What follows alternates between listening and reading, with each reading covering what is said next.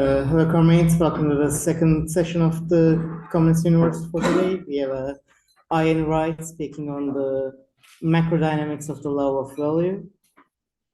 Go. Thank you. I'm glad to be here. Glad to have this opportunity to talk about this topic. So today I want to talk about a macrodynamic model of a capitalist economy, one I've been working on recently. But I want to apply it and focus on one particular issue, which is the relationship between money prices and labor values in Marx's theory of value. So I won't be saying anything new that's new to most of you here, but I will be saying it in a new way, and I hope you'll see that this new way is more powerful than the old way. Okay. So it's a sign of the times, and a bad one at that, that I need to justify the use of mathematics in interpreting and understanding Marx's Capital. Because the use of mathematics isn't always fully welcome within certain circles. And I think that would be a surprise to Marx himself. Because we should note that Marx himself used mathematics extensively. So in Capital, he uses algebraic formulas of a simple kind. He uses simultaneous equations in volume 2. That's what the reproduction schemas actually are, in essence. In volume 3, his theory of the transformation, he has iterative dynamics. He has a before and an after, which exhibits change. So it's like the first step of an iterative process. He also uses implicitly and sometimes explicitly probabilistic and distributional ideas. So, for example, his discussion of market value in volume 3 is full of distributions of productivities across firms, modes and means, things like that. And also, there's hundreds of numerical illustrations throughout the 3 volumes of Capital. And in fact, Marx quite correctly thought that a science only reached maturity when it is expressed mathematically. And so here's a quote from Paul Lafargue, Reminiscences on Marx, 1890. He saw in higher mathematics the most logical and at the same time the simplest form of dialectical movement. He held the view that science has not really developed until it has learned to make use of mathematics. Now, Marx's Capital, as you all know, is a dynamic theory of capitalism, where capital's incessant drive for profit continually reconfigures the economy, disciplines the working class, generates cycles of booms and busts, crises, etc. But although Marx uses mathematics in Capital, he doesn't use the calculus, which is the mathematical theory of change. And the differential calculus allows us to reason precisely about change and interaction. It helps us to understand complex causal relationships. So it might seem quite odd that Capital doesn't use the calculus. But it's not really odd because in Marx's lifetime, the calculus was a tool that few could use. And even those that could use it, applying it to the complexity of an economy would be no small task. But Marx certainly wished to use the calculus. For example, in this 1873 letter to Engels, I want to actually read that entire paragraph in the middle.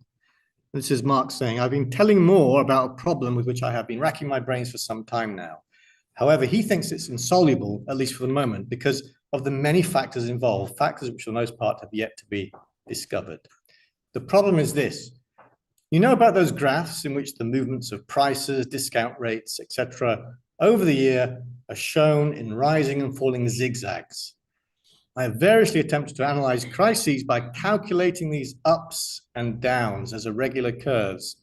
And I believed, and I still believe it would be possible if the material was sufficiently studied, that I might be able to determine mathematically the principal laws governing crises. As I said, Moore thinks it cannot be done at present, and I have resolved to give it up for the time being.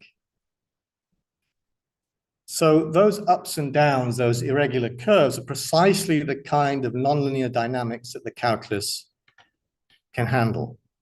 And Marx really tried to use the calculus. Between 1873 and 1883, he wrote about 1,000 manuscript pages on the mathematical calculus. And in it, he attempts to derive the foundations of calculus from different principles. It's essentially a philosophical analysis of the calculus. It's Marx learning the calculus himself, and being the genius that he was, he isn't prepared just to accept what he's been told. He's really trying to get to grips with the calculus. A huge effort on his part. But as he said in his letter, he didn't apply it to political economy.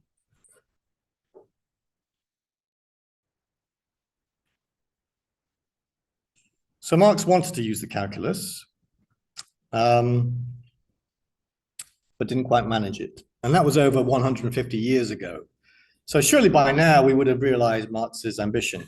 But sadly, no, because today most interpretations of Marx's Capital are, in an important sense, a step backwards from his work and from his vision.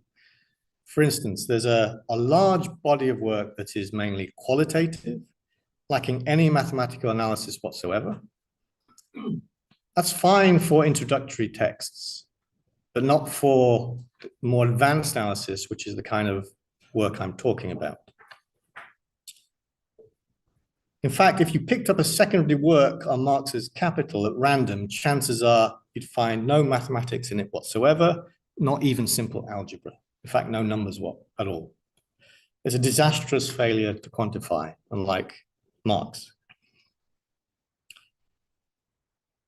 We do find lots of lip service paid to dynamics, usually under the rubric of dialectics, but nothing of real substance, because natural language is simply not the best tool for reasoning about change and interaction. On the other side of the coin, there are a smaller number of mainly quantitative interpretations that do make heavy use of mathematics. But they do so often in ways that are quite inconsistent with Marx's vision. And the biggest problem, to my mind, in this literature is restriction to equilibrium models, which assume away all the vital dynamics of capitalism. Examples there would be neoclassical general equilibrium models constructed by analytical Marxists, or the long period surplus school models constructed by post-Sraffians. That's also a step backwards for Marx, because his theory of capitalism is essentially dynamic. And you can't understand capitalism, and you can't understand Marx's theory of it without getting to grips with change over actual historical time. So to be frank, most interpretations of Marx's Capital today do not stand on his shoulders. They don't progress and develop his work in a way that Marx himself thought was necessary. And of course, there are many brilliant exceptions to what I've just described, but those exceptions are few and far between.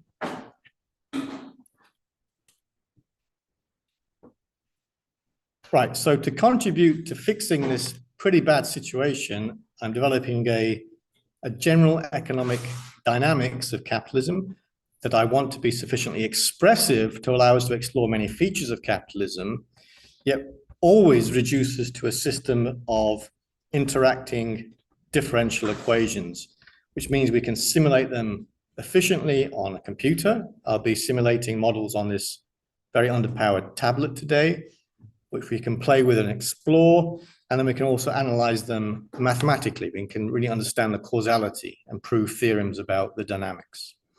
This is work in progress, but some high-level features I'd like to mention which distinguish this class of models from typical economic models are that everything happens in time.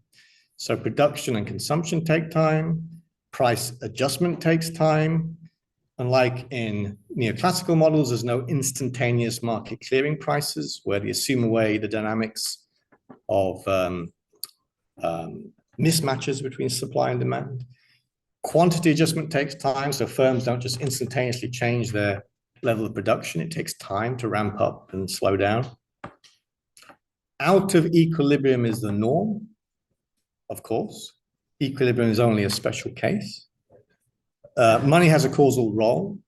It's many of the Sraffian models, well, I think all of the Sraffian models, many.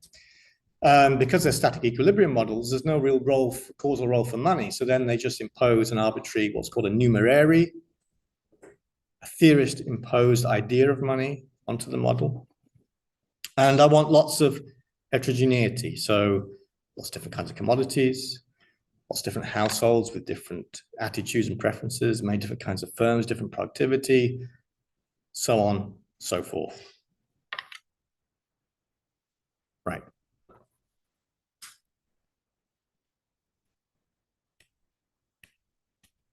My keyboard stopped working. What's happened? Let me try again.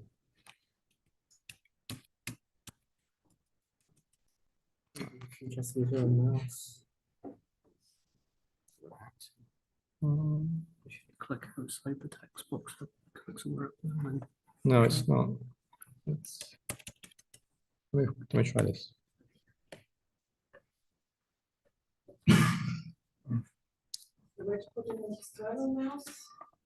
It's No, not. the mouse is fine.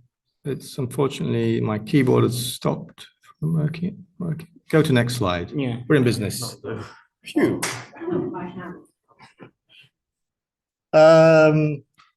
Right. So as you might imagine, these kinds of models can be very complex. So to introduce the general economic dynamics and keep things simple for today, I want to focus on one thing only, the relationship between money prices and labor value. So I want to make the following simplifications, not abstractions, simplifications. So reproducible commodities only, a conserved stock of token money. It's not gold, it's purely a symbol, but it's has a substance to it. It's some kind of token. Fixed size of the workforce. All labor is homogeneous. All firms are homogeneous. Circulating capital only. No stocks of the machinery that depreciate over time. No. Only two kinds of households, workers and capitalists. No land, no rent, no technical change.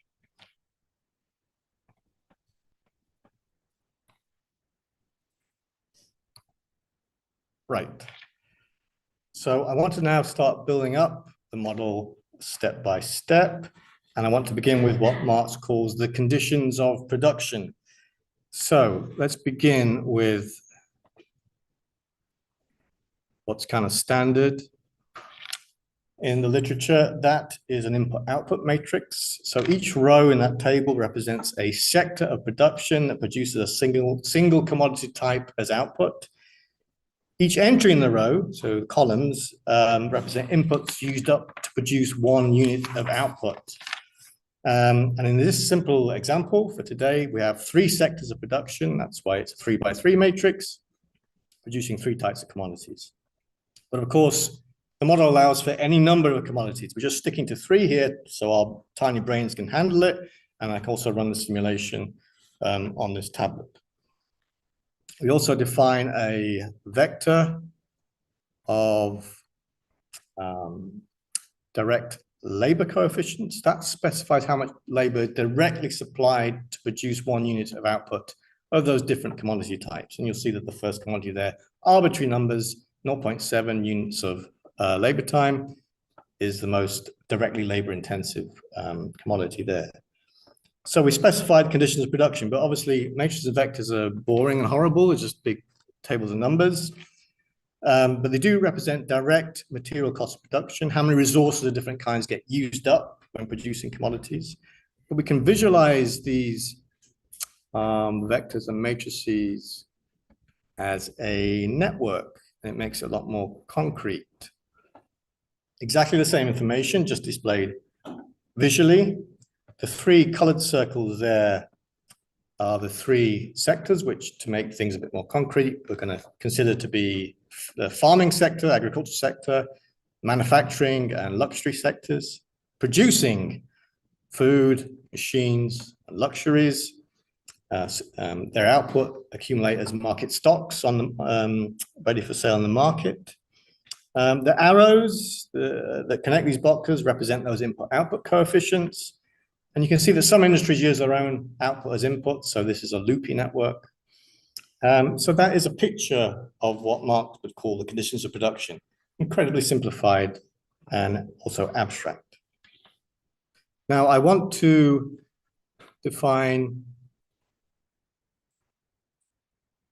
the simplest institutional structure that supports a distinction between those that supply labor and get a wage, and those that own the means of production and get profits of enterprise, and those that lend money capital to firms and receive interest. And actually, we can achieve that by having only two different kinds of households, as I mentioned: workers who get wages, capitalists get profits, profits being profit of enterprise and interest on money capital lent out. And so the capitalist household here consists of mixtures of what Marx calls in volume 3, industrial capitalists and finance capitalists. And that, given that we have households, we have to say, what do they want to consume? So we have a consumption matrix, 2 rows for the 2 kinds of households, and the 3 columns for the different kind of commodities that can be consumed by them. You might notice that the coefficients are functions of time. That's what T means there. That's because they can change what they consume over time, depending on how much money they have and what the market prices might be. And this is a dynamic model, so we have to specify initial conditions. We turn up, the model is beginning. We turn up as observers. It's already in motion. What are the initial conditions when we turn up and start observing the simulation? That's what those initial numbers mean there. And for fun, this is the workers and these are the capitalists. Capitalists consume 10 times more luxury goods than workers, the bastards.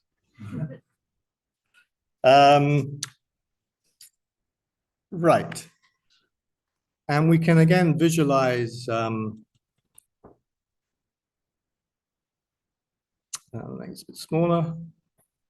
It's the same picture as before, but now we've added the worker and capitalist households, those circles there. Now the arrows from these commodity stocks are what those households are consuming. And so we have a circular flow economy. Industries produce commodities, which are then consumed by households, and on we go. Households in turn supply labor to the industries. That's what these arrows here are doing. They supply labor. So we know the direct labor coefficients. That's how much labor is needed to produce a unit of output. These coefficients I'm about to show you tell you how much labor capacity is in each household, how much labor power is in each household, not how much is actually employed in industries. And we need to specify initial conditions again, and hopefully now you'll understand the meaning of what I just said. I've normalized the whole labor capacity in the economy to be one unit. Could be, a million workers. One, depends on the units, not one person.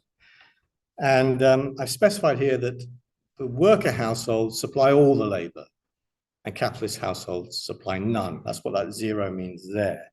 Obviously, that's a simplification, but it allows us to focus on the key issues. But the model allows for any number of households that can be mixtures that can supply all different kinds of things in different proportions. It can supply labor, lend out money, etc. But here, totally different. One, workers supply labor, capitalists don't supply anything. Right. So that's the real or physical side of the economy fully specified. But we also need to specify the monetary side of the economy.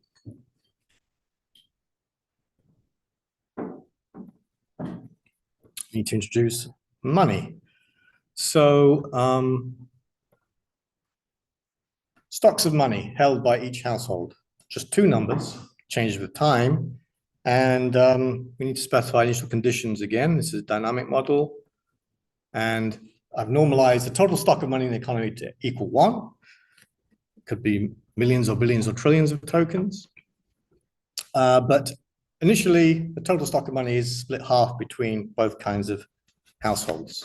Purely arbitrary decision for the purposes of this illustration. Right.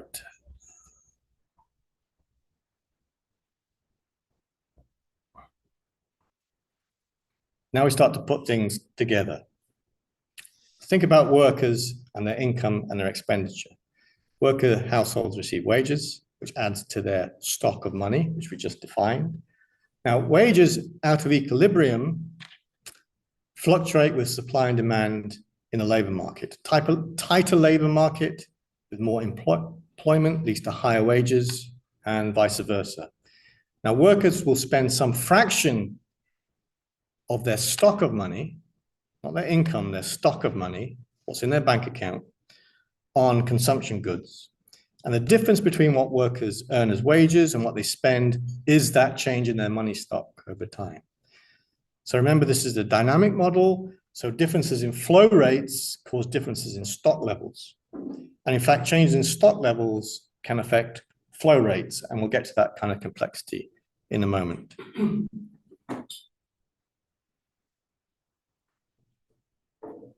Now let's turn to the next bit smaller, the income and expenditure of firms operating in the different sectors.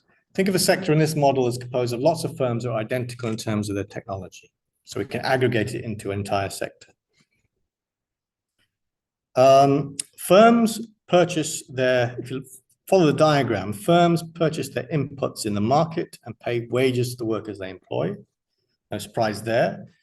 I assume that firms are not self-funding, but borrow money from households to fund their operations, and they pay interest on that debt. So interest payments form part of the costs of their production. Firms receive sales revenue from selling their output in the market. Some of that income is therefore from other firms who need their output as an input, and the remainder of the effective demand is from households and their consumption.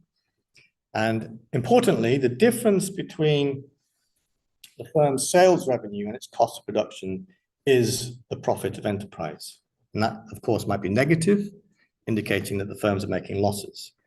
If firms are profitable, that profit of enterprise is distributed to the households that own those firms in proportion to their ownership. If firms are making a loss, then the owners must cover those losses. There's no limited liability in this model, which is a way for capitalists to essentially socialize their losses. Oops. Oh, no, that's right. Right. So we need to specify ownership, firm ownership coefficients. What did I do wrong? There we go. So again, two kinds of households, three sectors. Those Ds represent, oops, no, my mistake. Let me just go back. It was hiding. There we go. The ownership coefficients. Right, those E sort of stands for equity, represent the proportions of ownership each household has in those firms in those sectors. And in this simple example, again, to make things dramatic and clear, you'll notice those numbers there I've chosen is that the capitalists own all the firms. They own all the means of production in the economy.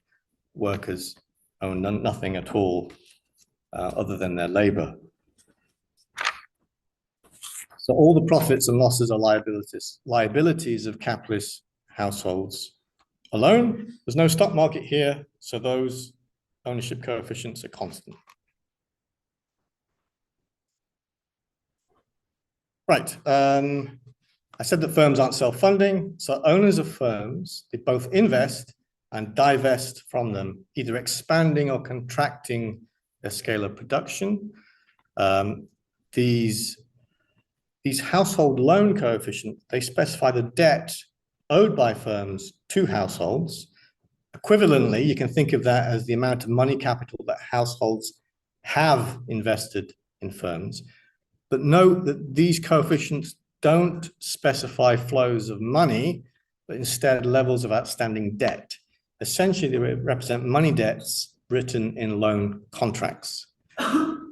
Money has passed hands, money has been invested and divested in the past.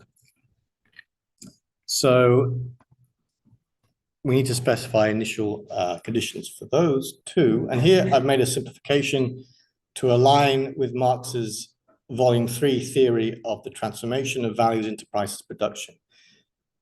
There, he implicitly assumes that the level of firm borrowing always equals their current operating costs. And given that only capitalist households lend money capital to firms, that's why the row of zeros there, worker households aren't lending any money out, only capitalist households are. Those numbers represent the initial operating costs of all the firms in those sectors. Okay, now they charge interest on those loans.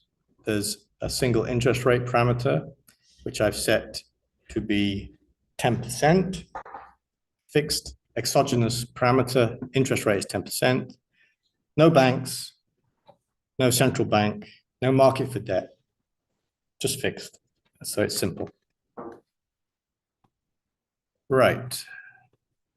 Now we can specify, we specified workers' income and expenditure. Now we can specify capitalist households' income and expenditure. They spend to purchase on consumption goods, which adds to the total effective demand in the economy. They receive profits or liable for losses. That's a flow of money. And they receive interest income from the money capital they have lent out to firms. And this diagram puts all those money flows together. So the total stock of money in the economy, if you recall, is split between capitalist and worker households, circulates around. Households out of equilibrium may spend more or less than the receiver's income. So as money stocks change over time, but the total stock of money in the economy remains constant because we've assumed no money creation or destruction, and money is entirely conserved in exchange. All right. We're getting there. But that's just stocks and flows. I've said nothing yet about how things change over time. So to complete the model, you need to specify how they in fact change over time. And that's when we add dynamic equations, differential equations, the calculus essentially. And so I construct a system of differential equations that controls how the stocks and flows change over time. No point going through the details of the mathematics. The key points I want to make is that capitalist owners seek to maximize their profits. So they increase or decrease the scale of production of the firms they own according to those profit rate signals. Market prices, including the wage rate, are governed by supply and demand. In other words, out of equilibrium prices are, as is typical in mainstream economics, the indices of scarcity, market prices. If something is in undersupply, chances are its price will go up. Whole system is interlinked, but essentially profit-driven. Now, ignore the equations. Just think about the names of those boxes. This is a diagram of the main differential equations in the model and the main interactions between them. And just to try and get, this is why we need mathematics, because this is very complicated, because reality is very complicated, or at least at first it appears so. So let me just step you through the kinds of causal interactions that can occur here. So if we start at this investment box here, which is about what households do. Households, this DQ, this line coming out here is like a command. Q is like scale of production. A command based on the profit signal about ramping up or scaling down, investing or divesting from firms. And so households with their investment decisions will with the expectation of receiving more profits or reducing their losses will get firms to adjust their scale of production. This is the profit motive driving the whole system. Now, firms, when they receive this signal, will adjust their scale of production. That has knock-on. So this DQ here down to the labor market means that if they scale up production, they're going to employ more workers. If they scale down, they're going to get rid of workers. So the firm's behavior affects the labor market. But it also affects all the way down here to the stocks of commodities, because if production ramps up, they'll draw down more market stocks that are available to purchase. Now, the labor market, change the number of workers employed, changes the wage rate, which in turn, we have this DW flows back here to firms. That alters their labor costs and therefore their net income, and which is labeled F here, and therefore their profitability. If we start at the consumption decisions of households, and these DWs mean changes in consumption. Households are always changing their consumption depending on how much they're consuming and how much money wealth they have. That affects the demand for commodities, so they may draw down more stocks or less stocks. But it also affects the demand for firms' output, which in turn can affect their profitability. And if you think about the goods market, the change in the stocks of commodities available affects the prices, because more demand relative to supply means the stocks start to fall. Things become more scarce. More supply relative to demand, stocks rise. Things become more abundant, just supply and demand dynamics. And so this will affect prices, which in turn affects, with that DP line there, affects, again, firms' profitability. The prices they're buying stuff on the market changes. So the change in prices itself is tracked by households who alter their consumption decisions depending on prices. The change in firms' profitability affects households' investment decisions, capitalist households' investment decisions. Pretty bloody complicated. It's all happening all the time, circulating around, changing every instant. All these cycles of causation are completely interlinked, all continually affecting each other. There's no single linear cause that affects something. It's a totality. It's a contradictory totality, which we describe not in terms of natural language dialectics, but in terms of mathematical dialectics, which we can simulate on a computer now and really get to grips with. Okay. So let's simulate these ups and downs that Marx wanted to see. These are regular curves. So now we're going to simulate the model on the computer. And the first one we're going to look at is the profit rates. Fingers crossed it works. It does. This is a graph of profit of enterprise over time. The horizontal axis is time. Vertical axis is the, the profit rate. By the way, if you pick up a typical economics textbook at random, and open a page and look at a graph, chances are you won't find time anywhere. So you can see initially profits fluctuate up and down. I can change the time. So if I simulate for a bit less time, look at the early period of simulation, you can see that the third sector, the green sector, the luxury sector, is initially unprofitable. It's just the way. Yes, sorry, the 2, 4, 4. Don't ask a modeler to specify units. Let's think about it in terms of months. But if you really wanted to get the units correct, you'd have to calibrate all the physical units properly. Months is reasonable, I think. The other two sectors are profitable. But if we simulate for longer, notice that the x-axis is actually, these are tiny fluctuations now. Basically, profits fall to zero. Totally different than Marx's tendency for the rate of profit to fall. That's not happening in this model. This is falling profit due to essentially the reconfiguration of the economy so that supply equals demand, and there's no opportunity for profits of enterprise, just to make that clear. But profits are fall to zero, in fact, and therefore there's no incentive for firms to increase or reduce the scale of production. So paradoxically, perhaps, the scramble for profit eventually drives profits of enterprise to zero. If we look at the firm activity levels, so similar again, this is the scale of production of each sector.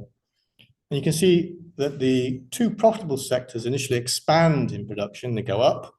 The luxury sector at the beginning of the simulation was overproducing relative to demand, so it drops. It overshoots, overshooting, undershooting is a unavoidable phenomena in any dynamic model, and then it comes back and they will eventually get to a steady state scale of production. We can look at employment. Now, the blue L horizontal line is that 1 unit of 1 million people available for work in the economy. E is the actual employment level. So you can see I've chosen this to be sort of demand-led growth, right? So employment levels increase to about 90% of the available workforce. And so we get an unemployment equilibrium. And so the eventual constraint on the size of the economy, it's not physical, but it's monetary, it's essentially social. And that's because as the profit rate falls, capitalists have just less incentive to invest. And that kind of global coordination failure is well known in Keynesian economics. We can look at the wages. Now, as you might expect, wages increase because employment increases. Starts slow, wages go up, more and more people employed. So given these initial conditions, we're seeing a dynamic process of demand-led growth that eventually leads to a steady state. Steady state because I assume some things are constant, which is not true in reality. So all those conditions of production, input output tables, fixed, but they're changing all the time in reality. We get steady state due to those simplifications. And what is cool about this kind of model is we can look at all kinds of things. So just briefly, look at these household money stocks. You know, I initially said it's half and half, but what we find is that workers get most of the money stock, capitalists get a much smaller fraction of the money stock. But wait, remember that it's the workers that are supplying all the labor.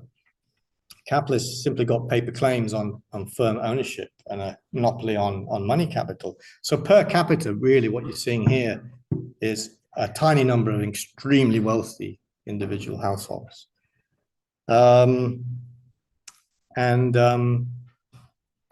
Household consumption, less interesting, but as you might expect, the economy grows. So here's work households consumption going up, capitalist household consumption oscillating, getting to a steady state. And this one I particularly like, we can look at the velocity of money over time. And remember, there's a fixed stock of token money. But as economic activity intensifies and increases in scale, you can think of essentially one token is flying around that circular flow at a faster rate. The same token money is facilitating more and more transactions, okay? Something to bear in mind that at least abstractly, a fixed stock of money can facilitate any number of transactions and scale the economy, albeit in reality, there's lots of friction there because of the actual specific forms of money. Anyhow, let's actually now get to the main point, which is the law of value. And so let's look at prices and measure those. So the prices wobble around. I for some reason I set all prices to initially be 1. You wobble around and get to a steady state. If we simulate for a bit longer, it's even clearer. At that point, supply equals demand in the whole economy. In fact, these steady state prices in this model are identical to the standard equation for equilibrium prices in the input-output Sraffian literature. So as I mentioned, this dynamic model contains those models as a special case. And actually, this price equation here, you don't have to worry about the details, but that is formally identical to Marx's prices of production in volume 3, where he assumes a uniform rate of profit across all sectors in the economy, which here is represented by 0 profit of enterprise. There's no out of equilibrium residual income of firms, but there is positive interest on the money stock, on the money capital invested in production. So that uniform rate of profit here is that interest rate. Okay, so now don't read all that. This is just in case. This is just, I put this stuff in just in case someone disagrees with what I say Marx's law of value is. So Marx's law of value is the main theoretical proposition that all else being equal, commodity prices rise and fall in proportion to the labor time required to produce them. And so if fluctuations in supply and demand stopped, which and he used the phrase market prices for those out of equilibrium prices. If those fluctuations stopped, supply equals demand, and technical change was absent, and so the conditions of production are constant, then the prices of reproducible commodities would become proportional to the labor time required to produce them. That's the law of value, this tendency for prices to become closer to their underlying labor values. So is that proposition correct? Does that actually happen? So to investigate that, we need to define Marx's values in this simple model. And again, you can ignore the text. This is just in case anyone said that's not what he meant by the labor values. But anyway, so the value of a commodity, according to Marx, is the value of the means of production used up to produce it, plus the direct labor that uses those means of production to produce that output, plus the direct or fresh or new labor added. The value of the means of production is transferred in the labor process, and the actual labor supply is added. And that's what this equation expresses. V equals VA. The VA is the value of the means of production. L is the new labor added. It's those direct labor coefficients I mentioned earlier. And the resulting V is value. It's a recursive definition, but it doesn't matter. And that equation there is actually standard in Marxist, mathematical Marxist economics. It's not unusual.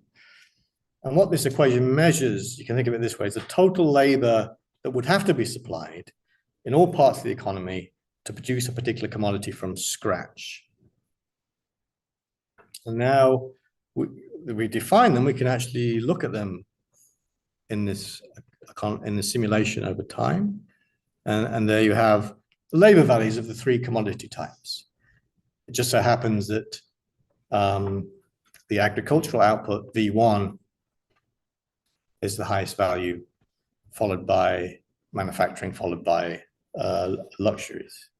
And they don't wobble or wiggle because the conditions of production are assumed to be completely fixed, unchanging. So the amount of labor necessary to produce things doesn't change. Prices are changing all the time. Okay, so now let's examine the relationship between prices and values in a special case first, where there are no capitalists in the economy. So simply by setting this Boolean, oops, the revolution is achieved. capital exists equals false. Well, thank you. What that means is that in this model, you can think of profits as being socialized, shared just to all households equally. You can think of it that way. And there's no interest on money capital either. And then we can now plot values, labor values multiplied by the wage rate against prices. Right. So the P1, P2, P3 are the prices, which we've seen already. Those are the same wiggles. The V1, V2, V3 are each respective quantities labor value multiplied by the wage rate. And if I increase the time of the simulation, you can see that, in fact, they converge to equality. They're equal in the steady state. So we can see the law of value asserting itself over time. Initially, the market prices fluctuate, bearing no obvious relationship to labor values.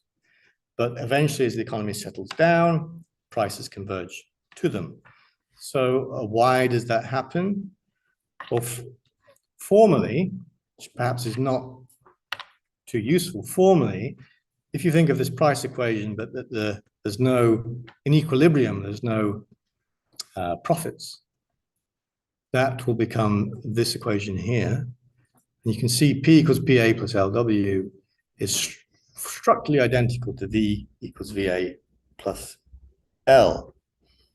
In fact, you can prove as a theorem that prices approach proportionality to labor values as time goes to infinity, as per Marx's law of value. Doesn't matter how many commodities there are. There's 3 here, could be millions. The theorem applies to any number. Doesn't matter what consumer preferences are. Doesn't matter about the proportions of commodities they demand. It doesn't matter. Doesn't matter what the initial conditions are. As long as the economy can reach a steady state, it will be that steady state. So what is really happening here? So essentially, as the economy self-organizes into a state of supply equal demand, where the available labor force, the employed labor force rather, is correctly allocated to the different sectors of production according to final demand, then the price structure ultimately reflects the underlying real material costs of production, eventually. And in fact, the out of equilibrium market prices are really hiding an out of equilibrium, unequal exchange of different kinds of labor in different sectors of the economy. And so in equilibrium, things that take longer to produce and require more labor are more expensive. That's why pens are cheaper than planes, despite all the fluctuations in supply and demand. And although you don't hear about it much, this result does exist in mainstream economics, but it's hidden under the rubric of what's called non-substitution theorems. The difference here is that we've established it in a fully dynamic model, where such equilibrium are special cases, and where the stability of that equilibrium isn't illegitimately assumed to be stable as it is in mainstream equilibrium models. We're not assuming that the law of value is a kind of a tractor that can push the economy in the direction of allocating labor according to demand. We're not assuming it, we're showing it. Okay.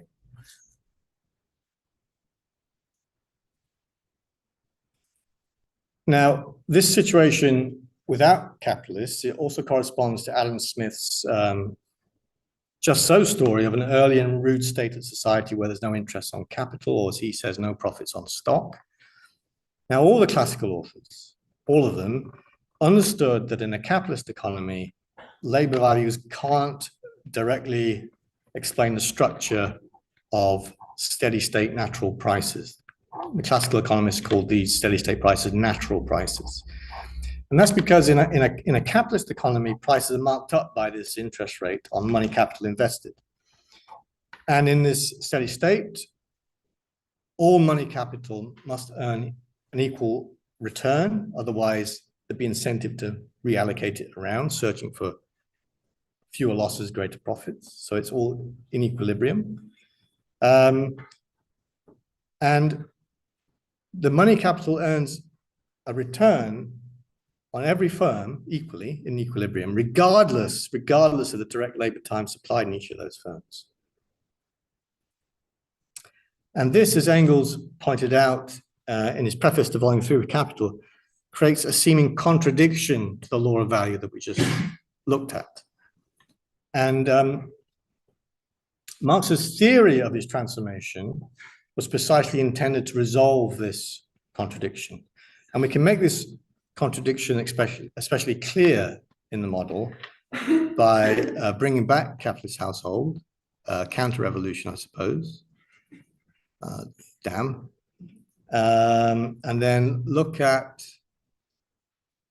again, prices compared to values times the wage rate. So again, now we have capitalist profits, right? And you'll see they're converging very much so, but if you squint a bit, not really. And in fact, if we increase the interest rate, you see that divergence gets much bigger. The more capitalist profits there are, the more that mismatch between prices and labor values. That's the contradiction to the law of value that Engels was on about. So it appears that steady state prices aren't completely governed by the law of value. So what's the fundamental reason for this mismatch?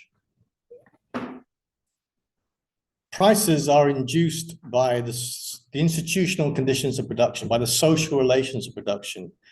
There's a class of households who are extracting money from the economy and extracting tribute in the form of consumption commodities from the economy. The price structure allows them to do that, and therefore it changes the price structure. So these prices include the money cost of maintaining capitalist households at whatever their level of consumption might be. And that forms part of the monetary costs of production, because these firms are having to pay interest on the capital they receive from these households. You have to pay that as an ex ante cost of production. But labor values, as we've seen, are properties of the conditions of production alone. They don't talk about or think about the real cost of maintaining those capitalist households. The real cost of that tribute is not part of the real material conditions of production. Not technically necessary in that sense. In fact, labor values allow us to consider that tribute as unnecessary labor. That's why it splits the working day into necessary and surplus parts. The rest of it isn't strictly necessary to reproduce the working class. Some of it might be needed for investment, even post-capitalism. That's a separate issue.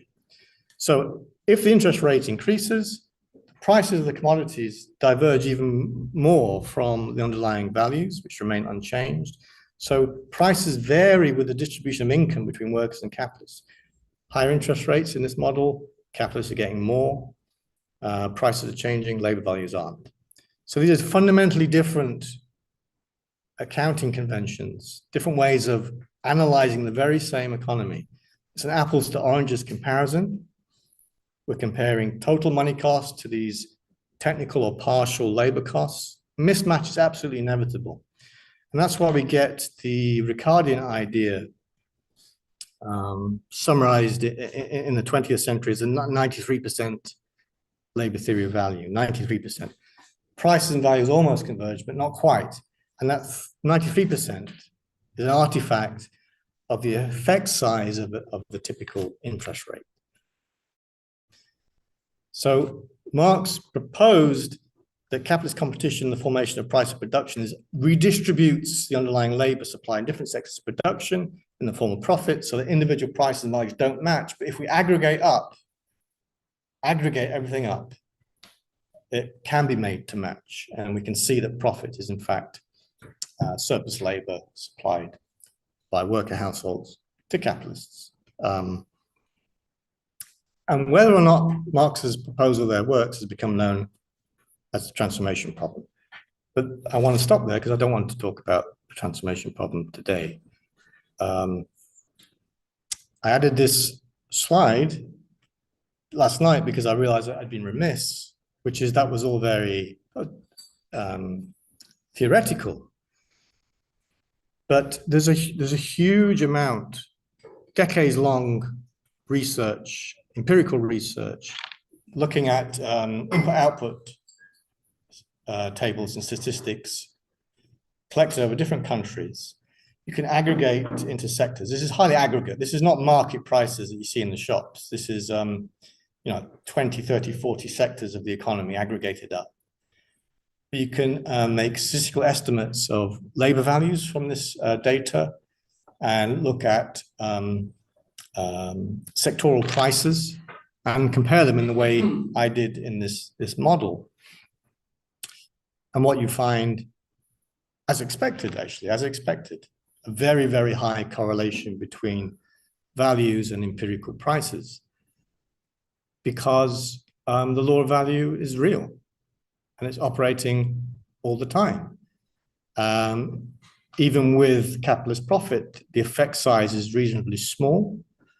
And that is why you get these very robust correlations at this aggregate level. In fact, there was a recent paper, 2022, I think it was the biggest data set yet. And there's a picture, 42 countries. Yeah.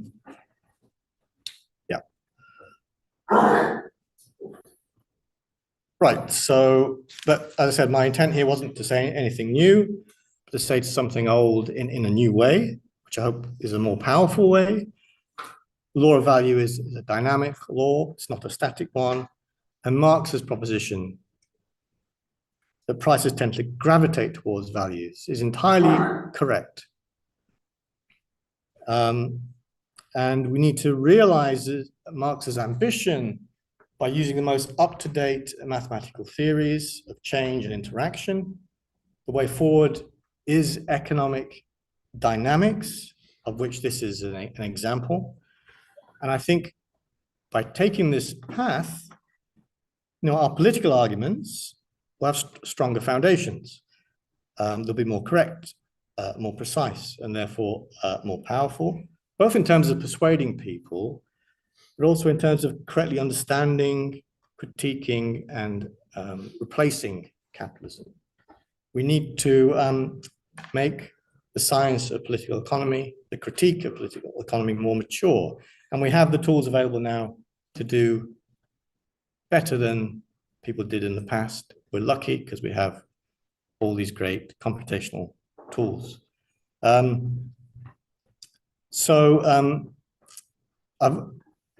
those who are interested, I've applied this model to some other issues in Marxist economics already.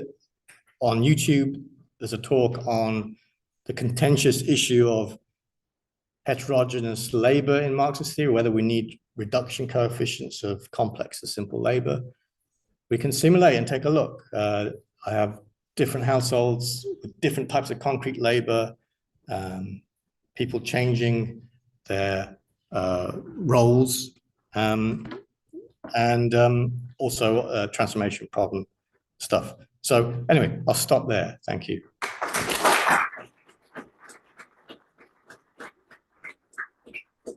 Should I stop the screen share? Yeah. Oh.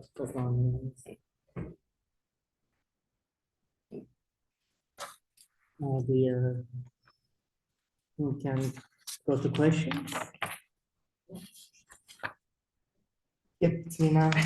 Great convenient in the first one.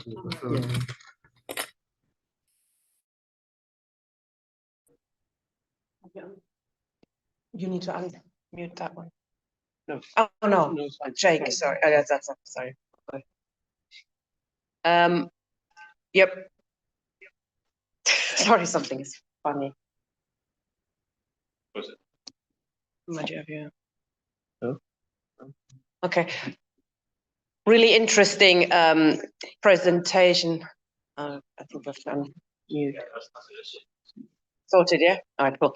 Really interesting presentation, if in parts slightly hard to follow for somebody who doesn't do mathematics, but fascinating. I'm just wondering how crises find reflections in your simulation, or if you left that aside for now. Have you looked into simulating crises, and how would they play out with your models? I mean, there's different theories, aren't there, why it comes to capitalist crisis. So I just wonder if you have anything to say on that. That's it. Yeah, maybe stupid question. When you concluded there, you said that the modelling you've done evidences the fact that Marx's theory that the law, that value and price tends to reflect value. Am I correct? So when you're saying that, are you saying the cost of labor power as of hang on now. So okay. So when you're saying that, are you saying the cost of labor power is one of the coefficients, and the use of labor power within the system is a different thing to produce profit? Does that's so confused, isn't it? Yeah, do you? Okay, thank you. Thanks.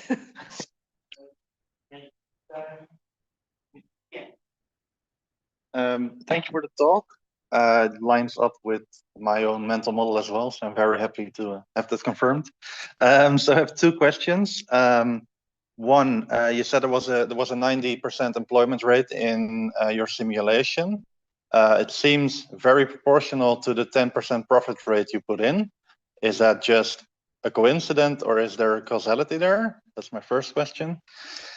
My second question is, in your YouTube videos or in your further models, do you have anything that addresses the problems that might occur with production that has two distinct commodity outputs, like a product and a byproduct?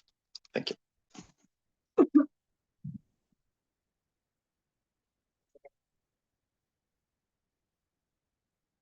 Yes, thank you. It was very interesting. I had two questions. So one was, this might be my limit of my knowledge on economy, or maybe even Marxism in general.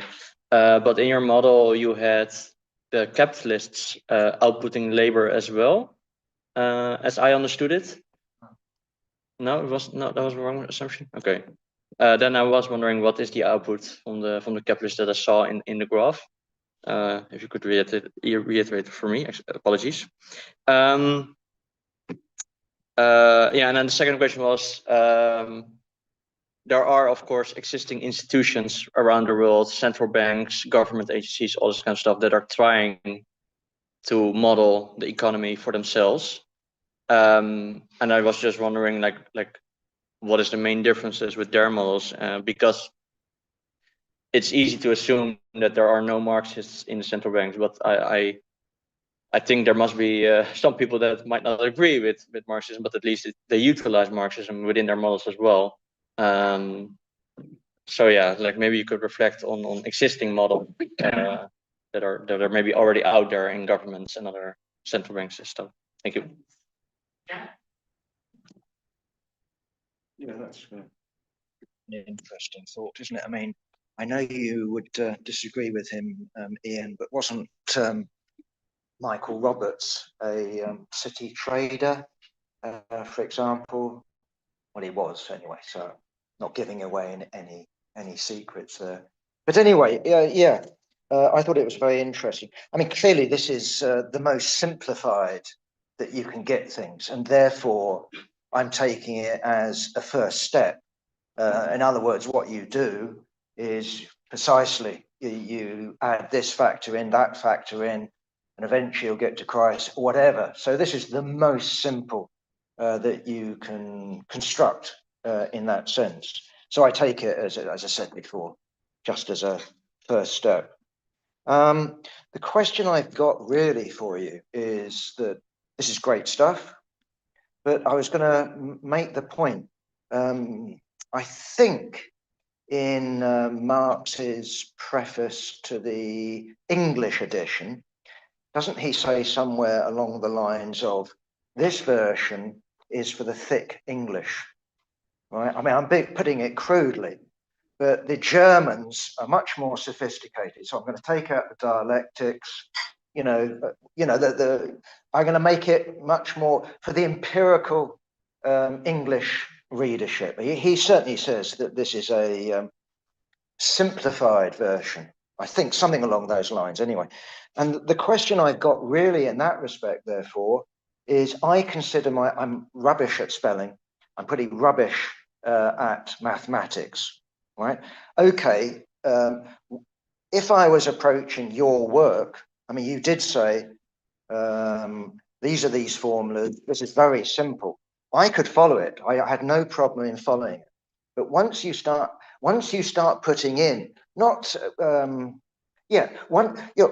point I'm making is no doubt Marx would have laid hold of these techniques, but how would he then present it? In other words, there's a difference between one's method of investigation, one's method of exploring this question, and then your method of presentation. In other words, what I'm challenging you with is how do you present it to thick English people like me?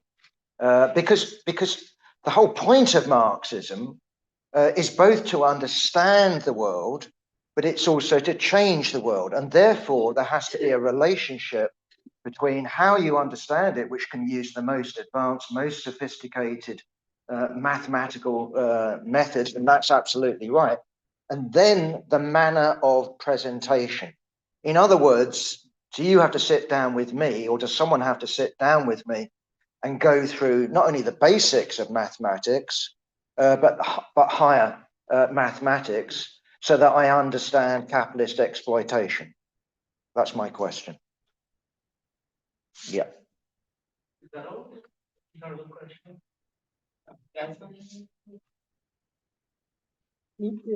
This is very interesting, but you do make a lot of assumptions. This is a closed loop money that does not involve banks, does not involve the state, yeah, and therefore it ignores inflation, deflation, crisis, or whatever, which is fair enough, because that's not what you're trying to do. You're trying to show a closed loop, yeah, in terms of system control. I would call it a very restricted closed loop, yeah.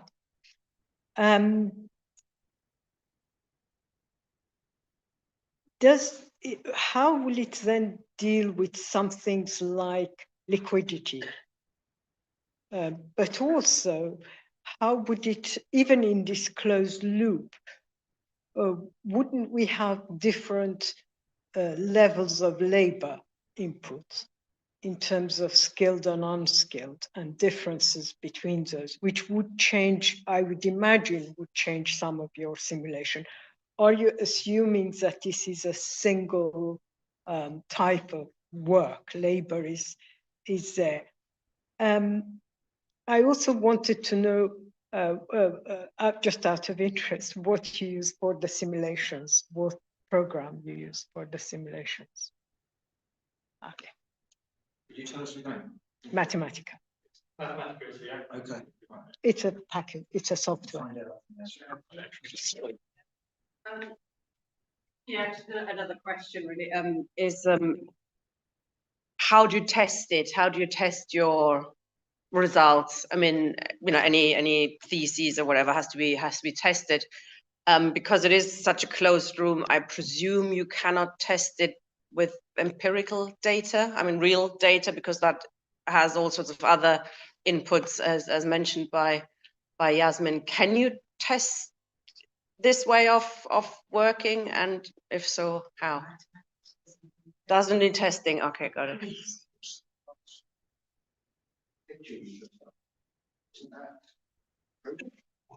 Well, simulation, isn't it? No, the last picture is real. Actually, I just want to ask, do you want to come back now or should? I don't mind. I make it. Yeah.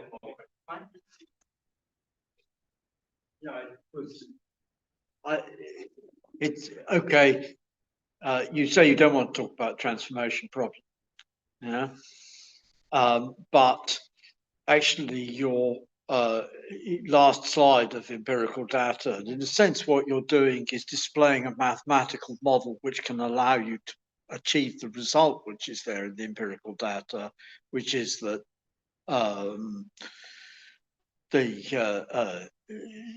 there's a strong tendency to converge on labour values, and simply on labour values, isn't it?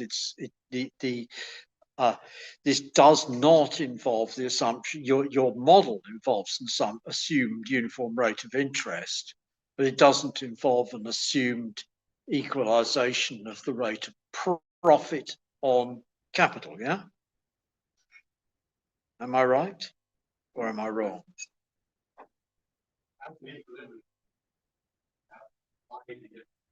Yeah. My point being simply that this, in terms of what you're theorizing, it seems to me that what you're theorizing prima facie assumes not accepting widely accepted solutions to the transformation problem. Maybe I'm wrong. I'm sort of wondering whether you're stopping short of the transformation problem and it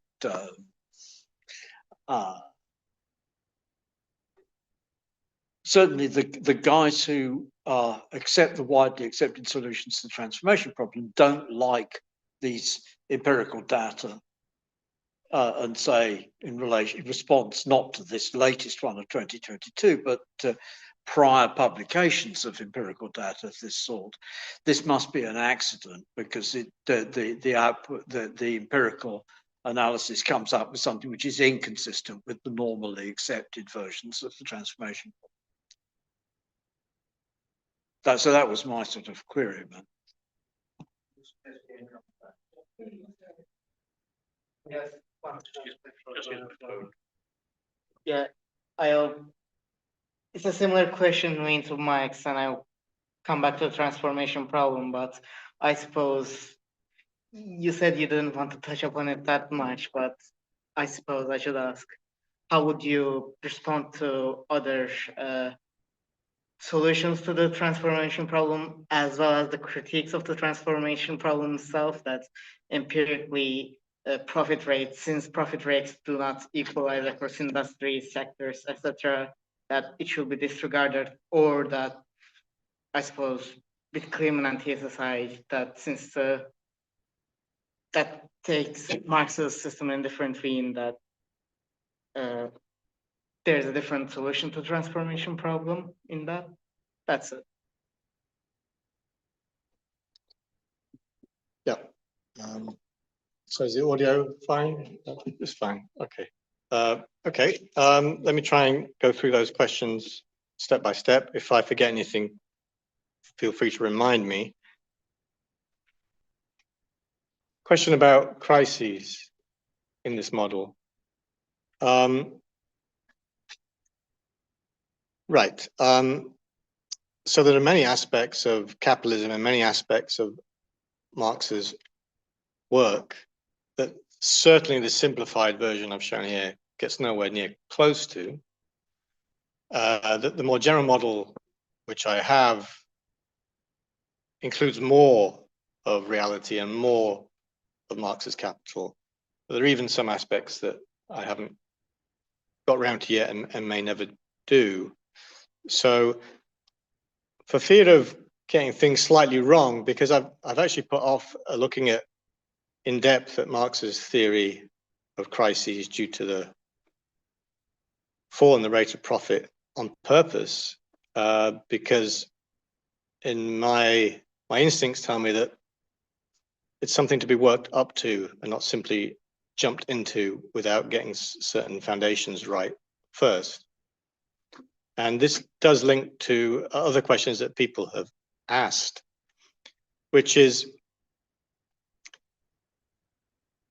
And it links to what I said about different types of interpretive strategies, the purely qualitative, which is disastrously lacks any counting, and the more mathematical quantitative approaches that miss out on dynamics. And because of that, I think there's actually quite a lot of confusion around issues of crisis and the falling rate of profit. And so my intention, so by saying my intention, people can correct me if they think I'm wrong before I make an error. My intention is, well, my feeling is that the essential point is that Marx's theory of the production of surplus value, both absolute and relative surplus value, again, is inherently a dynamic theory, where it's about the production of new surplus value through workers either working longer or more intensely, or by revolutionizing the production of commodities that go into the real wage. That is essentially a story about technical change. It's about a change in the conditions of production, which is the cause of new surplus value. But in the literature, I'm sure there are exceptions, but in the literature I've been exposed to, that isn't really fully internalized. And you get lots of models which talk about production of surplus value and its redistribution and the transformation problem, but there's no technical change whatsoever. And you have qualitative talk and quantitative talk about Marx's falling rate of profit, tendency for the rate of profit to fall, without technical change, without the idea that it is labor itself that is the ultimate source of innovation and technical change, which is why if you have a high organic composition of capital, chances are, probability is that you're going to have less innovation because there's less direct labor involved in the production process, and therefore profits will tend to fall. That's what I understand Marx's theory of crises to be ultimately based upon. I may be wrong, having not studied it completely in depth to the level of detail I like to. It's on my to-do list. And so the whole issue of the production of surplus value, its redistribution through the economy, Marx's theory, full theory of the transformation, requires a properly dynamic modeling and understanding of technical change. And that's essentially absent in most of the literature I've looked at. And that is something that I intend to get to. And you asked why, I took your question as saying, why is labor important? Why is it just, why labor costs? Actually quite a profound question, because what I didn't show is that, yes, prices get to proportionality with labor values. And labor values are a measure of real cost of production, where the unit of measure is labor time. But as other critics of Marx pointed out, Marx is aware of this too. He actually says it in a footnote. You could have other measures of production value. You can measure in terms of units of corn. You can reduce all the effort in the economy down to labor time. We could reduce all the effort in the economy down to bushels of corn or amounts of energy or amounts of oil.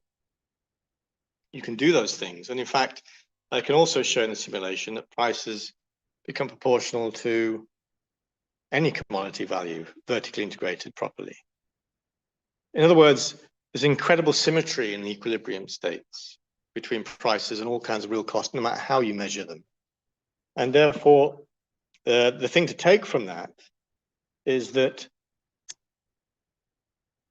Marx's theory of value isn't grounded on the fact that prices become proportional to values. His arguments are way more sophisticated than that in terms of why the form of value, money, represents labor time. It's not based on that proposition whatsoever. So to answer your question, why is labor special? What I've shown doesn't answer that question. What I have shown, though, is that there's a very important relationship between labor time and prices. There's a question about whether the 10% interest rate means 90% unemployment. No, it doesn't. In fact, I spent a little bit of time looking at the equilibrium solution to this kind of model in order to understand what initial parameters would affect the level of employment. It can be done, but actually it's actually incredibly complex causal. The simultaneous equation solution to this model is a transcendental equation. It doesn't have a closed form. So unfortunately, you have to do more numerical simulation to try and understand the relationship between the parameters and the eventual, say, for instance, the eventual employment level. That's actually a bunch of work I haven't done, but there's no simple relationship of the kind just that might appear that way. There's a question about, the question was, and it's an important point that's very technical, and if you're interested in politics, I can see why you may want to not care. And it's something that never occurred to Marx, certainly, is that if you have a labor process where there's more than one output, then the output of it might be iron and iron filings, for instance. In fact, most labor processes, there are multiple outputs. That's kind of like the norm. And there's different prices for those outputs. What is the labor value of those joint outputs? Do they inherit half of the means of production and direct labor added? A quarter? In fact, the more you think about that problem, it does, in fact, raise a theoretical issue in the very concept of labor values that's kind of brushed under the carpet a bit. I think it's an interesting technical point of view. I have the complete answer, and I intend to talk about it in the future. And I won't say what it is, in case the devil's in the details. So I'll just wave my hand and say, don't worry about it. Everything's fine. But it's something I definitely want to talk about in the future. To be fair, lots of people worked on that issue, and the problem with almost all the ones I've seen are the theorist imposes a rule, and that's probably a mistake. Someone asked, what are the outputs of the capitalist households? No, I said that they don't supply any labor. They could. The model allows mixed households.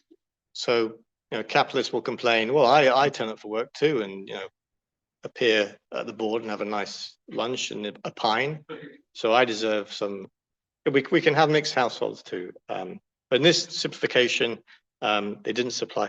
They supply money to firms to invest, or they take it out of firms to divest. And they give commands to firms. Yes, here's some money, increase the scale of production. I'm taking this money out, lower, so they make investment decisions.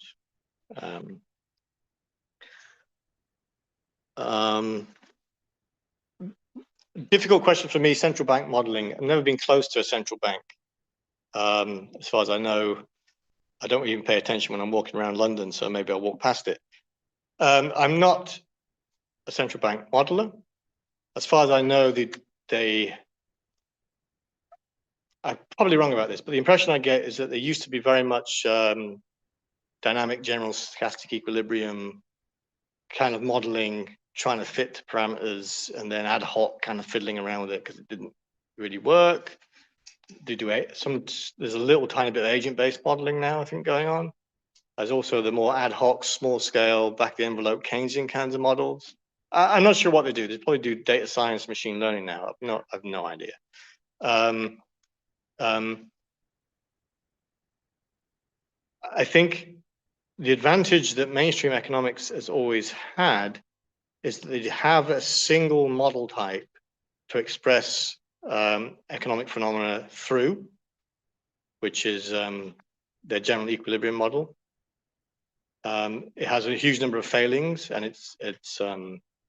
it can't handle the reality of economics, of economic phenomena, but they do have that socially shared cultural product and language which they can express themselves through. Marxist economics has never really quite got to that level of maturity. I think it could and should. And that requires a very expressive dynamic model. But one person can't do that alone. How to communicate this stuff. Of course, you can communicate Marx's the reality of exploitation to people without any mathematics. Of course you can, and people have been doing for decades. There's no getting away from the fact that what I'm doing here is technical. I intend to make a lot of effort to try and push the mathematics out the way of any readers, and so it's understandable for anyone who can read. And you're quite right. The causality is really complicated. That's why these models help. But it's up to me then to understand it, get the essence of it, and then simplify it. It's no good, as in fact many mathematical economics books do, just splurge it all out there. And you also have a suspicion that this author is trying to make me feel stupid or bad. And look, I know all the maths and you don't. That's no good at all. The diagrams help. I hope people enjoyed when I changed the interest rate parameter and saw it move. That kind of visualization stuff, I enjoy, and it makes it particularly clear. So there's all kinds of things to do, but it's always going to be a challenge to try and communicate the scientific content, which, but it has to be, you do need mathematics to tell the truth, to get at the truth, but you don't need mathematics to tell the truth. That's what I try and say there. A very simplified model. It has inflation in it. It actually has prices rising or falling, but it's inflation of a particular kind. It's demand pull inflation or supply side deflation. It's that kind of, it doesn't have inflation due to turning on the money spigot. It doesn't have, could it have? Of course it could have. It's sufficiently expressive we can add private banking and even central banking if we so wish. There's nothing to stop us doing this. The language of differential equations, I'm sure you know, is sufficiently expressive, and the tools are sufficiently powerful now that you don't have to write it down. You can code it in and run it.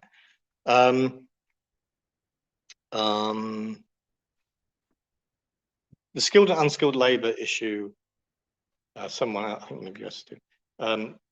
Yes, the talk I mentioned, actually, there's a talk online that is precisely that issue where the inputs to sectors is not just labor, but it's, call it what you like. Tailoring, fishing, mining, it's particular occupations with particular skills required, and households may have different amounts of those skills available. And so you have heterogeneous labor, and then the model includes people in their imputed lifetimes changing occupations. So if you're interested, yeah, it's there. The testing of this model, of course, it's a differential equation model, and scientists test differential equation models against data all the time. There's no reason why it couldn't be done here either. The last slide was empirical data. No, it's fine. Yes, it can be done in principle. Actually, my main goal for myself is a conceptual one, because everyone knows no measurement without theory, no theory without measurement, back and forth. And I actually think there's quite a lot of conceptual issues to resolve first. before going out there and measuring stuff. And then back to actually the beginning. It's quite nice. You asked about crises. I said we need to understand better production of surplus value. But the last question, I think, was about the empirical data and what it means and about the transformation problem. Now, the empirical data, in fact, unlike in my simulation model, with prices are proportional to values, but could be proportional to corn values or oil values. There's complete symmetry in my simulation. In the empirical data, in fact, the labor values are more important, have higher correlation to prices than any other real cost measure. So you can also look at oil values, corn values, pick one you like, look at the correlation with prices, and it's lower, it's weaker, which is very interesting, extremely interesting. And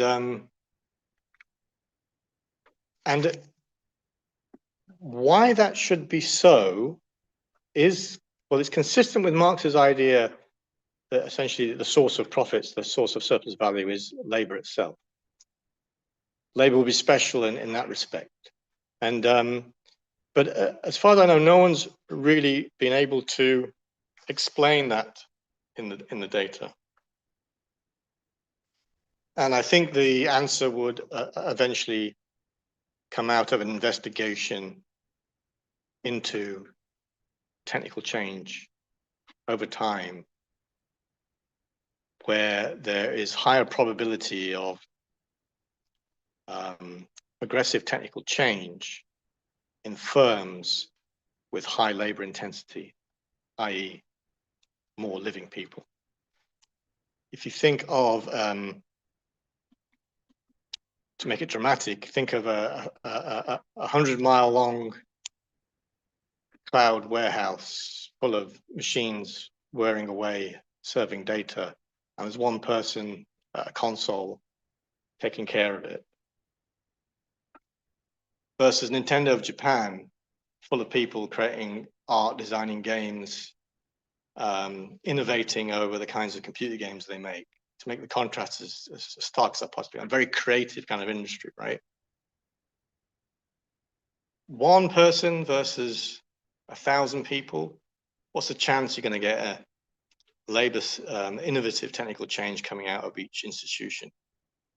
It's going to be the one, in all probability, where there's more labor, higher labor intensive production process. In other words, the higher the organic composition of capital, the more that weight of dead machinery, although useful, it ain't going to change the conditions of production. People change the conditions of production. And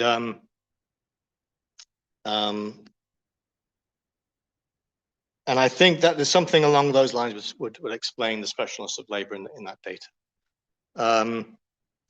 There's been some pushback on this data, which is, if you look into it, it's just not convincing. There's some idea of spurious correlation, but that's been answered in literature. I looked into it, and I was satisfied that there isn't a spurious correlation.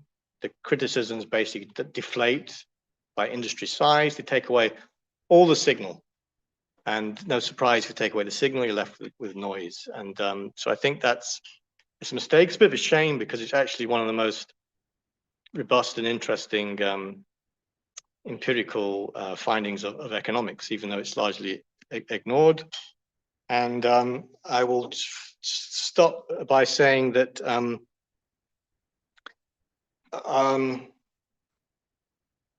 so some people dismiss the transformation problem. Well, it's such a huge area, and everyone has said everything about it. But for those theorists who I respect and think are doing a wonderful job, for example, Farjan and Makover, they dismiss the transformation problem by saying that in reality, there's never a uniform rate of profit, so why bother? And my answer to that is that to understand a complex system, you need to understand there's usually multiple underlying laws that are generating the empirical data that you observe. And it's so complex, you've got to make counterfactual assumptions and try and identify the different laws and their attractors that are combining together to create that empirical data. And what the tendency of the uniform profit rate is sorry, the equilibrium state of a uniform profit rate is an attractor state of a real tendency in the economy for capitalists to go for essentially arbitrage, where they will reallocate their investment and capital, seeking the highest returns until everything is equalized. It never, ever manifests in empirical reality. That attractor state, but the attractor is affecting the dynamics all the time. And that's why Marx talks of tendencies. And then the question is, well, just because the attractor never fully manifests, because reality is complex and there are other laws in play, and you find that in some years the profit rate has a certain distribution, it may have high variance or low variance, it fluctuates from year to year.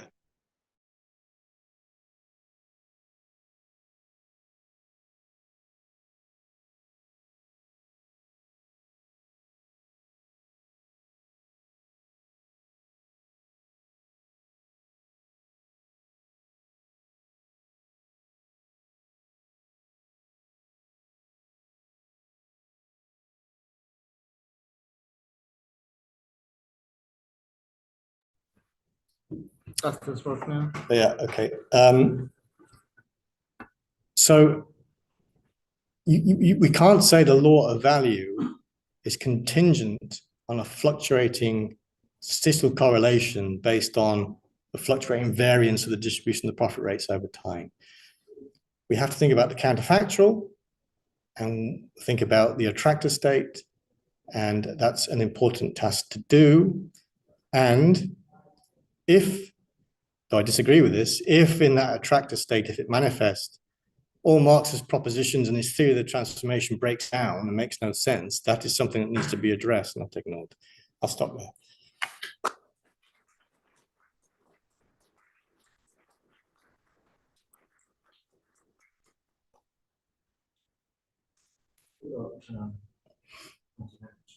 If anybody's gonna. Yeah. I have a question. Yep. I think you might need to come to that. I'll just specific. Is it open source in case you get hit that process? What? That's it.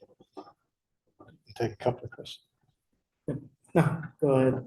I have. Though you might need to come to the front because If it's a long question, then come here. No, it's not long. I was just wondering about like open source, but also about next steps. If you're cooperating with other people in the field, what are your next steps? Right. yeah, and Okay, do you want to come to the front then? Okay. I've got very much to say. So where should I stand? Here? yeah, just near this. Okay, so my question is about housing, because I know that you didn't, I believe you didn't include any borrowing in the system, in the model, thank you, yes, Rita, in the model, but that's something that's very real anyway, in Western societies, that's often like nearly a lifetime of borrowing with relationship to the whole financial sector, etc. Does that, I presume you're thinking like a house for every worker, you know, in the simple model that's bought, that's created, and that's bought, and that's theirs to live in. But in reality, well, I suppose you've either got social housing or you've got property that you're renting from the capitalist, or you've got a mortgage to the capitalist that you have to deal with over time, and the interest rates affecting that. There was something else, but no, I think that's probably enough. Thank you. Anyone else? I was just thinking, in terms of using large-scale models to test this, presumably you could now use data, even if you like, ready-made data or existing data, to do some kind of machine learning out of this, to expand it to test on, say, 10,000 households. Taking all your assumptions, still the closed loop, still the consumption, production, pay, not the extra bits that might complicate it. Because then you could validate this in terms of some of the questions that you proposed, both in terms of transformation or other issues. And if you did that, I don't want to get into details, but I don't think mathematics would be the solution. You would then need Python. You what? Okay, I don't need to Python, yeah, it's sorry. Tina? Yeah, probably a dumb question. I mean, you are, I think you describe yourself as a Marxist as well, and you're obviously working on plowing your way through Marx, etc., and trying to prove that what Marx wrote was generally correct. How can your modeling, I mean, does it have applications for the future? Does it have applications for a future society where we want to plan things better than happened in the Soviet Union, for example, which wasn't really planning at all? How do you see us being able to use, modern technology, etc., to avoid some of the, or can we? Are there some of the issues, can be solved with technical advances? I mean, it will be based, of course, on human beings working together, etc. But how can we use technology and models like this to help us avoiding some mistakes that have been made in the past? And is that part of your outlook? Is that part of why you're doing that?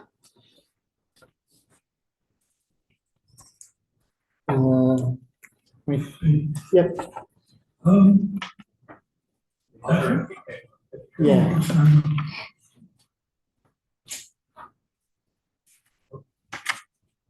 Just there. Yeah. I'm just wondering if you include in the model and the maths and the rest of it things like massive amounts of tax avoidance. I'll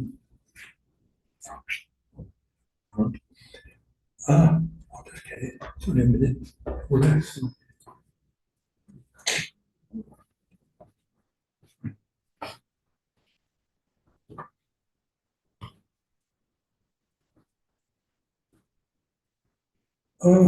Corruption.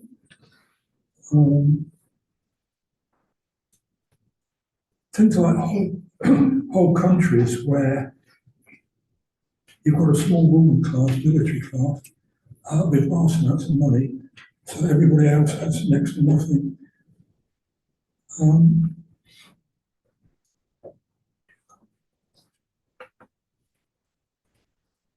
I'll leave it at that. Just all the other odds and ends, as it were. Oh yeah, the vast amounts of money that are just held in banks and property and so on and so on, and not actually used because they can't really find a use for it.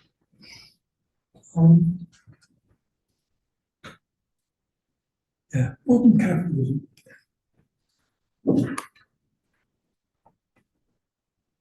Jack? If you look at Marx's Capital, what he does is exclude all sorts of things. So, corruption, the state. You've got a little bit of work struggles, but when it comes to the wage question, so I believe that the book on wage labour.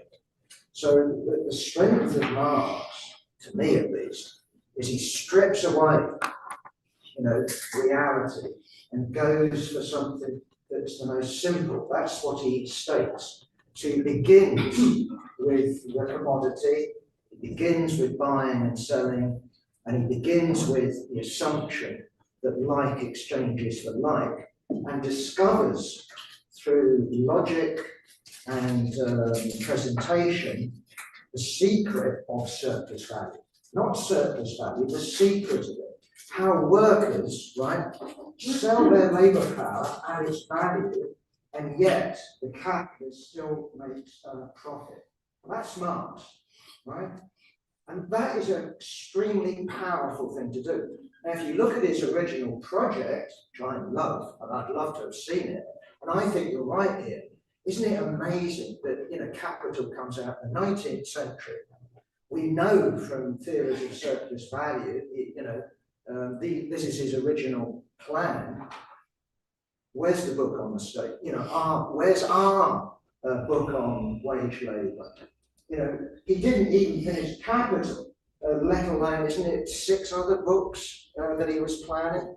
So there's no good coming to Ian, I think, myself, this extremely simplified model and saying, what about me, or what about corruption, or what about, no, you want to get rid of all that and go to the heart of the question. And if you can show at the heart of the question exploitation takes place, right, at the heart of it, the most simple, and there you are. And I thought your last diagram was brilliant. I mean, I've seen things like that before, obviously, you've shown it, I think, before, Moshe's shown it, and then if you can show it empirically, bloody hell, there's something profound. If you can show it at the most simple level, there's something really profound about that. Now, that's not to introduce everything. If you begin with everything, right, you won't understand anything.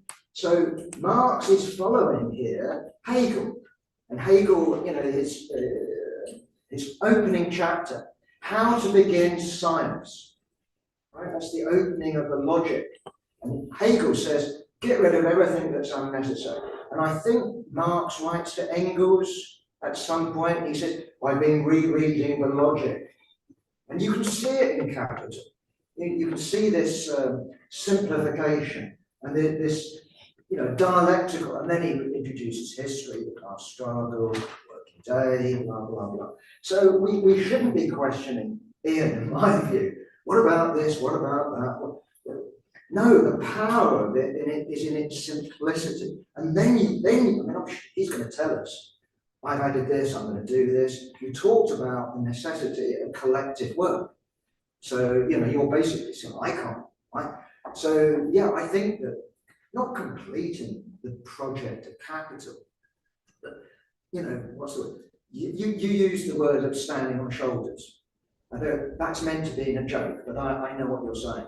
The joke was, I think, made by Newton about Leibniz. Oh, yes, because he was a short guy. Yeah. Something like that. Doesn't really matter, but I go with the spirit of what you're saying. Okay. I did look myself, at energetics. I can't remember who the guy was. Was he Polish? Mark, if you read Bellamy Foster, he refers to a correspondence between Marx and one of his followers who said what we should do is introduce energetics as the way to model mathematics. And I think Marx and Engels looked at it and just said, well, yeah, interesting, but it wouldn't work.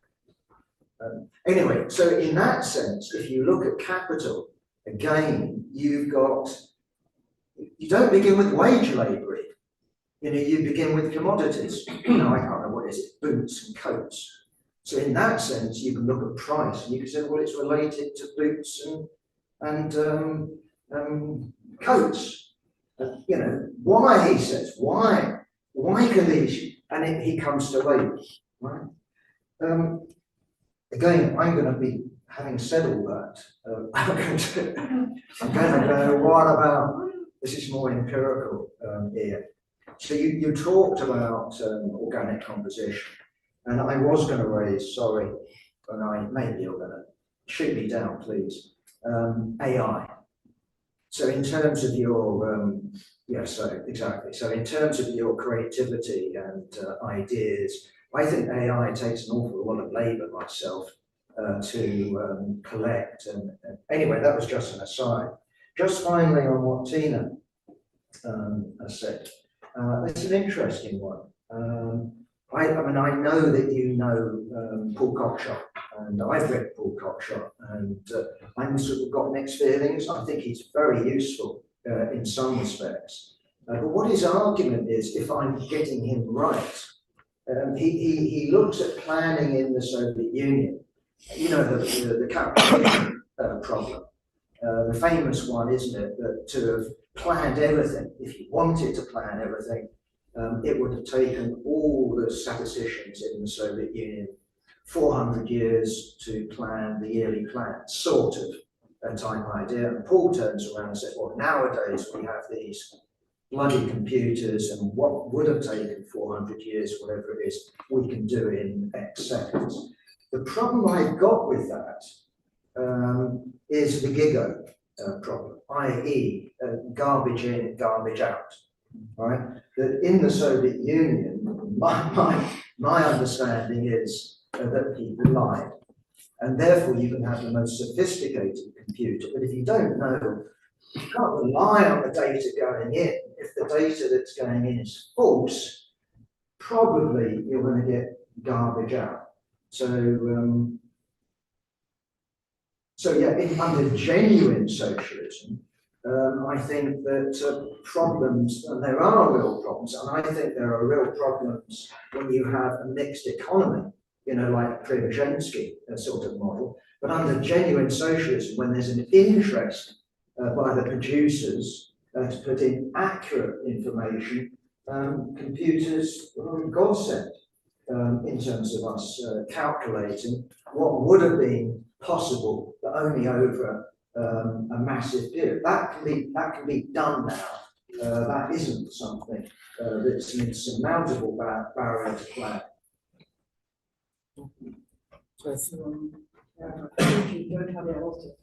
Yeah, it's just a very short one. It's a bit tangential in that it's about the Soviet Union, and it's probably not fully answerable in one question, but it's about money specifically, so I will ask away. In the Soviet Union, the prices for the consumer sector for buying specifically, and for the wholesale management of the economy, i.e. wholesale prices, and that are separated, and both are separately set by the state. So what I come to it is, when there is a very much distortionary influence on the monetary system, how is the law of value impacted? How is the capitalist mode of production impacted? Or can it be said that the capitalist mode of production is still fully going on, i.e. in the Soviet Union? By Justin. Do I have the right audio on? Yeah, it's the same. How long do I have to respond? Yeah, that's 15 minutes. Yeah, okay. I won't take that long. Yeah, I can do it. I'm sure I can do it even less time than that. Tax avoidance, corruption. Oh, how dare you intrude reality into my beautiful models of liberal market competition. Yes, of course.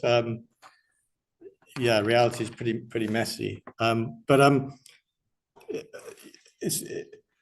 it links to, Yasmin, you're asking about data, machine learning, and perhaps you didn't use this word, but calibrating the model and testing the model. There's something before all that, which is sort of modeling scientific modeling, you try to get at the essence of certain phenomena, and by finding laws or mechanisms, however word you want to describe it as. But there's something before data is, in fact, as you know, mathematical models also have a qualitative nature, and they support sort of modal propositions, which is some things are possible, some things are impossible, some things are necessary for certain other things to happen, some things are unnecessary, some things are sufficient for things. These kind of modal propositions, right? Modal propositions which link categories together, concepts together, which try and carve reality at its seams for particular purposes. Models are useful, right, for particular purposes. You don't want a very fine-grained model if you don't want to manipulate and change the world at that level of detail. It would be a mistake.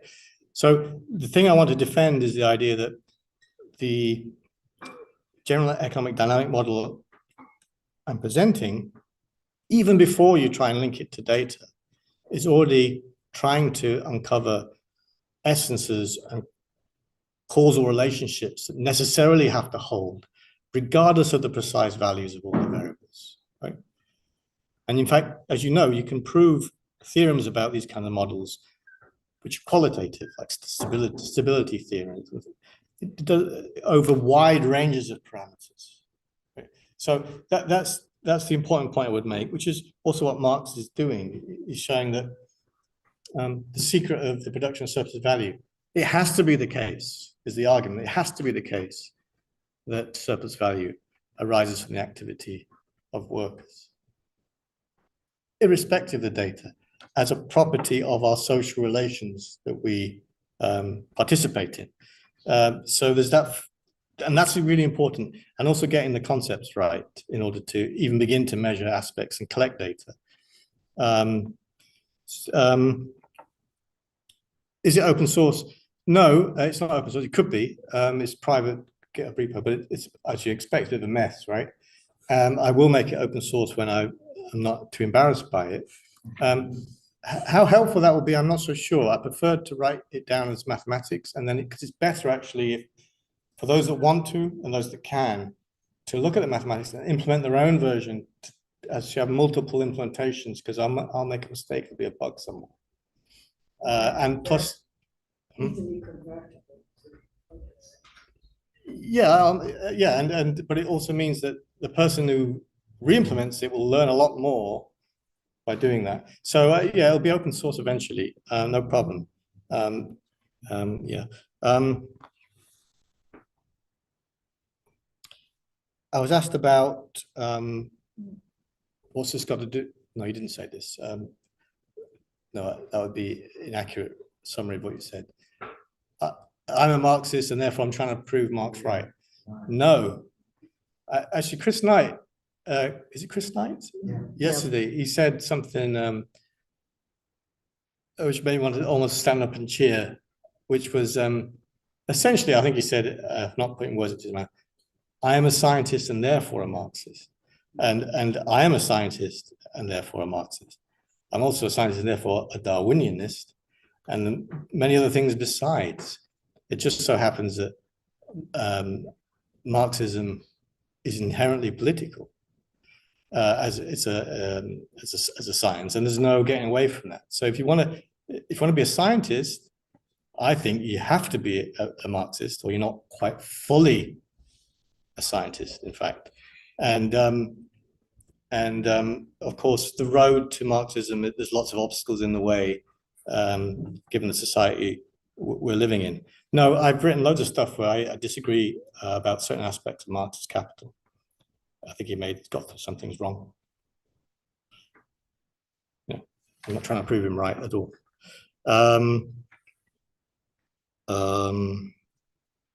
Could it be useful for the planning issue? You asked about planning, and someone else asked about cockshot and planning. And so planning is about control. There's a huge, as a lot of you know, I'm sure, the whole big, rich body of work on control theory. Used a lot for industrial manufacturing, a lot of military stuff, very rich mathematical theory. Yes, indeed. And anyway, the point is that to have a controller to control needs a model of what it's controlling.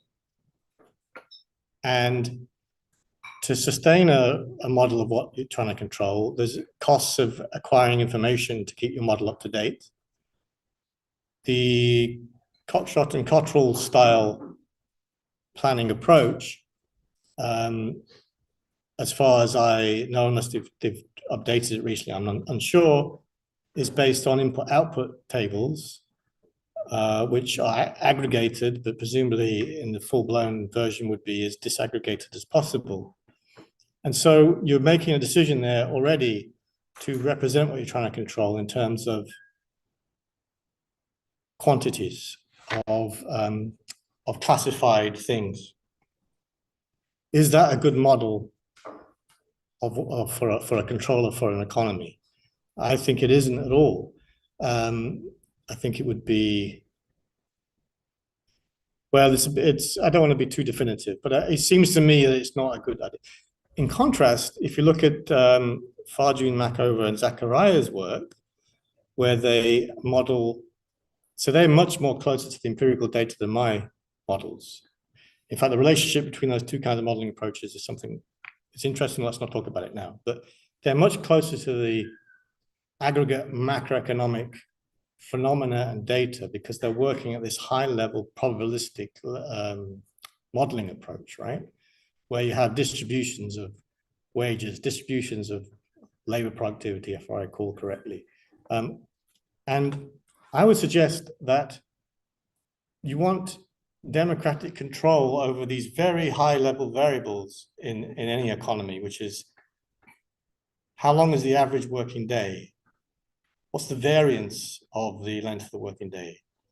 What's the average wage? What's the variance of, well, let's not call it a wage, remuneration for supplying necessary labor, given that we haven't achieved complete abundance.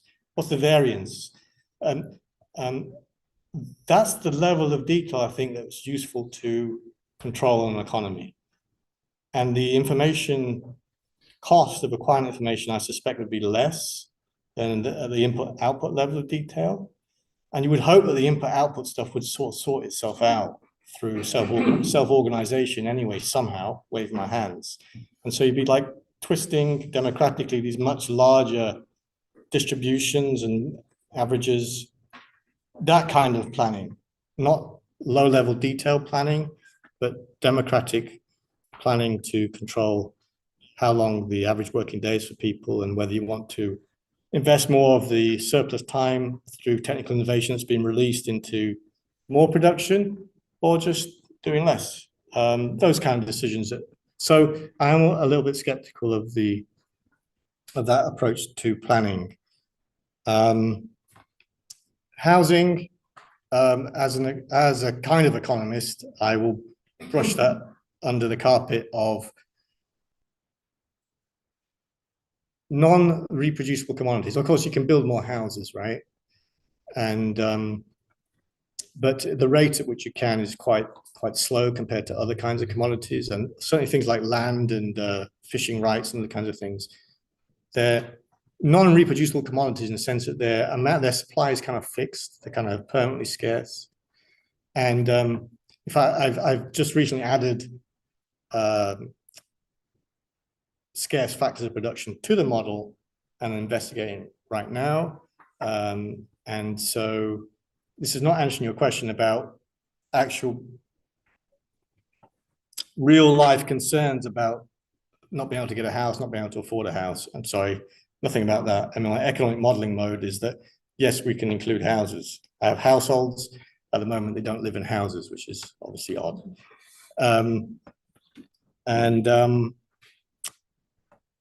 One last point, which maybe I just, AI. I've worked in machine learning all my life, but not all my life, ever since I started working. And so I know a lot about it. And the truth of the matter is we just suddenly got past an enormous choke point. It is a revolution in the forces of production. It is the case that these systems are intelligent and will become increasingly so.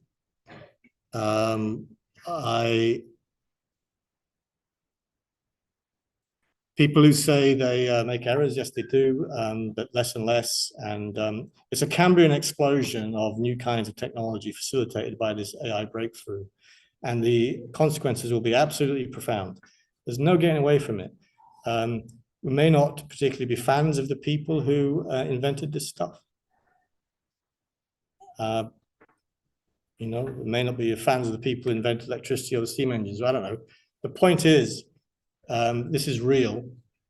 It's profound. It should be a brilliant thing. It should be an absolutely fantastic thing, because the possibility for amplifying our collective intelligence and automating tasks, building proper robots that can walk and talk, it's going to happen. They'll be used in terrible, terrible ways, of course. It should be a fantastic thing. It won't be. It'll be. But anyway, the point is, this is very real. It does raise a question about labor theory of value. Because if there's machines that act more and more like people, then why aren't they not producing surplus value? And in fact, it's been even before the advent of truly intelligent machines, it's always been a criticism of Marx's theory that why is labor special? Why is it that is the special factor of production? Everything has to contribute. Machines contribute work, blah, blah, blah, blah, blah. Very important question, very interesting question. It's something that I've written about a bit already. I hope to have more things to say about it in the future. And a bit like the more technical issue of joint production, nothing to worry about, everything's fine, it'll be good. Yeah, I'll stop there.